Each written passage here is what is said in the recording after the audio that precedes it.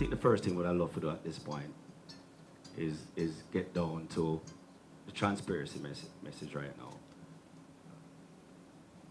There's been concerns of whether or not these funds that we earmarked for the ICU.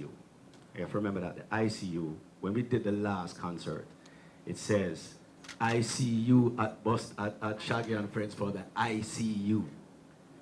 I had this idea that since we only have 5 beds in the ICU for the whole of Jamaica, maybe we can increase it to 10. And we set up a goal and we made 100 million. But let's face it, $100 million not going to be the ICU. One bed is $150,000 for one bed. You need 5 of them. See, upwards of, right? And then on top of that, we have to get building. You have to get the building done. So I'm thinking about 3 times that. So we have enough money there was me to actually keep another concert, right? Or do other fundraising here and there, just to see how we can make this happen. Halfway through the whole thing, I think Rebecca called me and said, hey, we have a big bed problem right now because of dengue and all of that. And I said to her, why never keep Shaggy and Friends this year now? Because, you know, I have so much things going on. I say, yo, I think I'm going to give my Little Mermaid salary towards getting some beds, you know? Which is what I said to her. Okay. And I said, she said, okay, fine. She was calling to a meeting after that. I think we had a call from a reporter from the Daily Gleaner.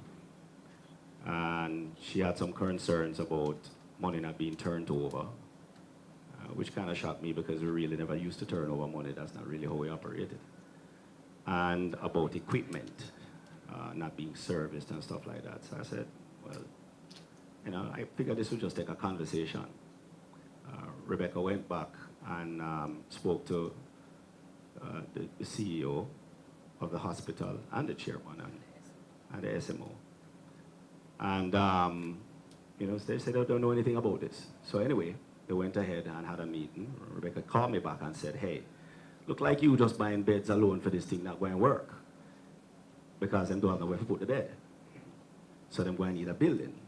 She says, you know, the chairman, Mr. Benjamin, told her that, say, hey, listen, you know, we have a plan. The plan is to actually partner with Wicom, West Indies Home Contractor, and a few others, and they have a plan of about 150 million to build a facility that holds bed, which Mr. Benjamin pretty much just spoke about.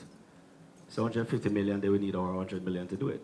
I said to RCM, I said, hey, if that's it, but we have to do it publicly because it's a charity and that's not how charity run. So at the end of the day, when charity is being run, if we earmark something for ICU, we can't just take it and just buy beds up. We have to do it publicly, whether through a statement, which Mr. Benjamin had suggested we did. We actually did up the statement and do it.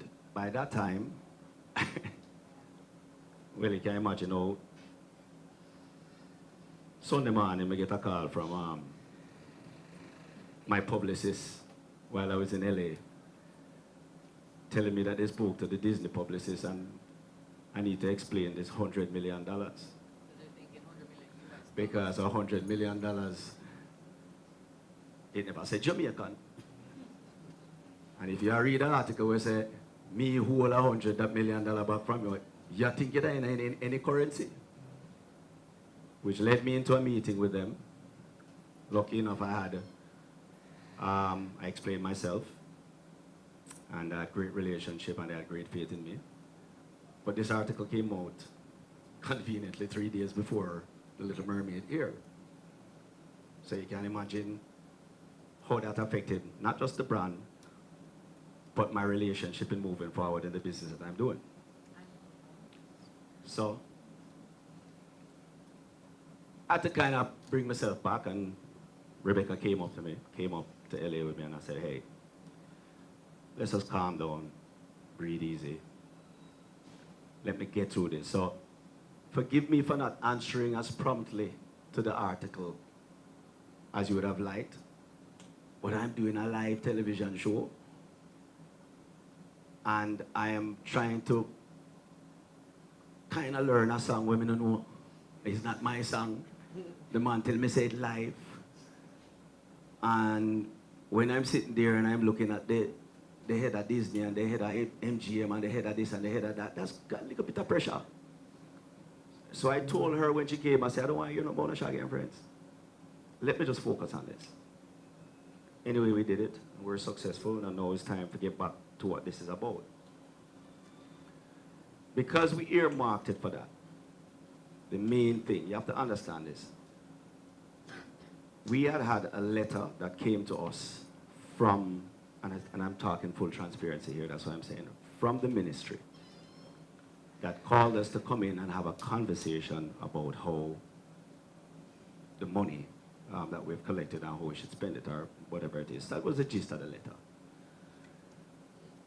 I found that illustration, now copied on the letter was myself, Sharon Burke, and Rebecca. I was overseas. And in fairness, I did not answer the email because I figured I said them of it because me over here, so. In their defense now, they normally don't get letters from the ministry. How they deal with the ministry is through the hospital. That's period. This is the first time we get letters from the ministry itself because let me explain something to you.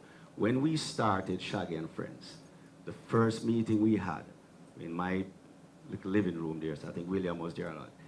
When we had all the sponsors, it was clear. Now remember, 10 years before that, or 9 years before that, I used to just take my own money and just deal with it. Call Dr. Ennis and say, tell me what you want.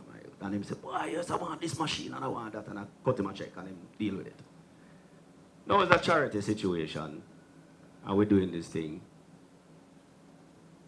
All the sponsors made it clear to me at that point, say, Shaggy, we will come on board for this, but we do not want to involve government. That was what they said. So we said, no, at this point, then, all right, then, well, we will buy the equipment, then, and we will handle the money. No, we had no intention of doing this. Right? Yes, an audit. We never we just want to make some money from our concert, get the hospital, and then go to them thing. But because the sponsor says, and they were very adamant about that, we had to now find ourselves doing bigger work.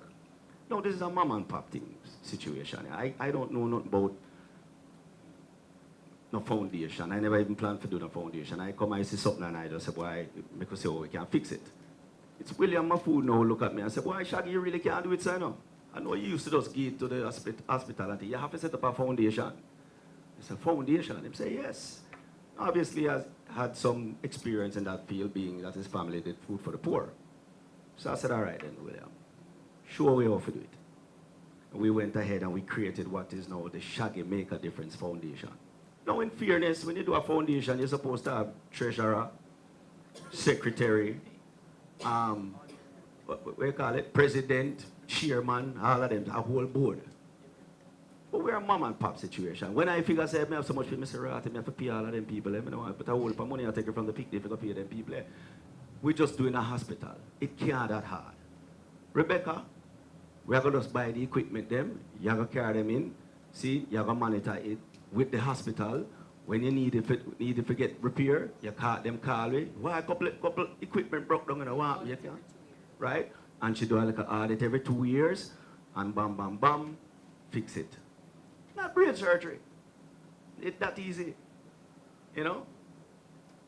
So as you go along, we find ourselves in this situation where now this is becoming bigger and bigger and bigger and bigger and bigger. And like Mr. Benjamin said, Bustamante is like a bucket with about 500 holes. No matter how much you full it, it's not going to start. It's not going full. It just come like that. But we were committed to it, and we wanted to go ahead with it. This is us letting you know that that money, that is from them, the money has been in the account. We never touch the money, we never move with the money, we never carry it away. The money has been there the whole time. It's earmarked for an ICU. We will be turning it over to the Bustamante Hospital for Children to do this new project with Dr. Kenny Benjamin and the hospital. There's two things have happened. I have no problem turning over the full amount to you. to be honest with you.